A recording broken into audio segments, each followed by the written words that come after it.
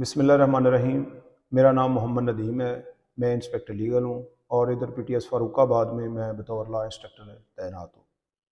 आज मैं आपको ये बताऊँगा कि सेक्शन 173 CRPC क्या होती है और इसके तहत कौन कौन सी रिपोर्ट्स तैयार की जाती हैं। जब ज़ेर दफ़ा 154 FIR दर्ज हो जाती है तो पुलिस अफसर उसकी तफ्तीश करता है और उसकी फ़ाइनल रिपोर्ट जो होती है वो अंडर सेक्शन 173 तैयार की जाती है। अब 173 के तहत 3 किस्म की रिपोर्टें तैयार की जाती हैं। एक होती है रिपोर्ट चलान, दूसरी होती है रिपोर्ट अदम पता और तीसरी होती है रिपोर्ट अखराज। आज के इस लेक्चर में मैं आपको जो रिपोर्ट चलान है उस पर डिस्कस करूँगा। रिपोर्ट चलान जो होती है उसके 7 कॉलम होते हैं। पहला कॉलम जो होता है वो कंप्लेनेंट के बारे में होता है, यानी जिसने FIR दर्ज करवाई है। दूसरा कॉलम इसका जो होता है उसमें ड्यूरिंग इन्वेस्टिगेशन तफ्तीशी ने जिन मुल्ज़मान को बेगुनाह किया है उनका नाम दर्ज किया जाता है और उसी कॉलम में उन मुल्ज़मान का नाम भी आता है जिनको पुलिस गिरफ्तार करने के दर पे थी, लेकिन उन्होंने अपने आप को छुपा लिया और वो गिरफ्तार नहीं हुए, यानी कि वो PO हो गए हैं। तीसरा कॉलम जो होता है चलान का, वो जो गुनाहगार मुल्ज़म होते हैं उनके बारे में होता है और खाना नंबर 4 जो होता है वो भी गुनाहगार को ही डील करता है, लेकिन उसमें 2 सिचुएशन है। 3 नंबर कॉलम की जो सिचुएशन है वो है जिसको पुलिस ने गिरफ्तार किया है और ड्यूरिंग इन्वेस्टिगेशन उसको गुनाहगार डिक्लेयर किया है और जुडिशल भेज दिया है।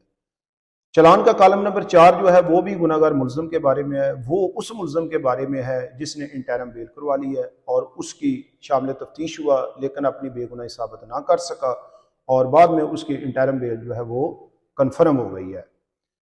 5 नंबर कॉलम जो होता है वो माल मुकदमा के बारे में होता है, केस प्रॉपर्टी के बारे में होता है, यानी IO ने ड्यूरिंग इन्वेस्टिगेशन जो चीज़ें कब्ज़ा पुलिस में ली है, जिनकी फरदात बनाई है, रिकवरी मीमो बनाई है, उसका जिक्र उसमें किया जाता है।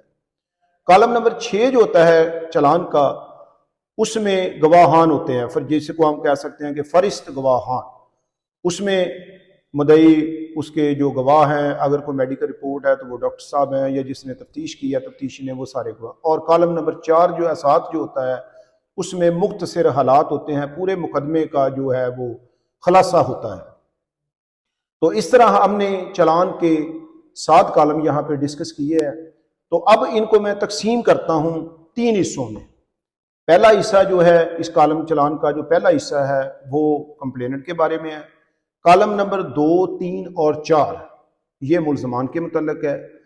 चलान का कॉलम नंबर 5, 6 और 7 ये प्रोसिक्यूशन के मुतल्लिक है। अब चलान जब अदालत में सेंड टू कोर्ट हो जाता है तो वहां पे इंक्वायरी का सिलसिला आता है। चलान बेशक 302 का हो, 1365 का हो, 65 का हो, छोटा जुर्म हो, बड़ा जुर्म हो, सबसे पहले चलान जो है वो एरिया मजिस्ट्रेट के पास जाता है, जिसे हम इलाका मजिस्ट्रेट भी कहते हैं। अब इलाका मजिस्ट्रेट साहब ने इंक्वायरी करनी है कि क्या वो कॉम्पिटेंट हैं या नहीं। सपोज 302 का पुलिस ने चलान मुरतब किया, इलाका मजिस्ट्रेट की अदालत में जमा करा दिया।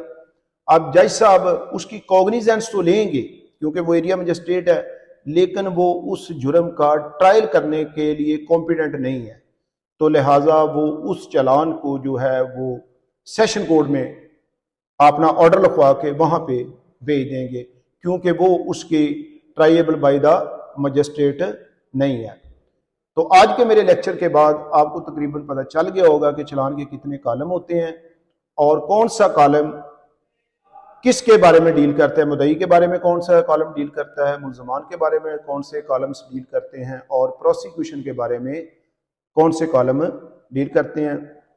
मैं एक दफ़ा फिर बता रहा हूँ आपको कि जो 173 की एक रिपोर्ट तैयार की जाती है, रिपोर्ट चलान, उसके 7 कॉलम होते हैं। कॉलम नंबर 1 मुस्तगीस के बारे में है। कॉलम नंबर 2, 3 और 4 ये मुल्ज़मान के मुतल्लिक हैं, खा वो बेगुनाह है या गुनहगार हैं। और कॉलम नंबर 4, 5, 6 और 7 ये प्रोसिक्यूशन के मुतल्लिक हैं। अगर इस बारे में किसी किस्म का सवाल है तो आप बड़ा इजीली पूछ सकते हैं। थैंक्स।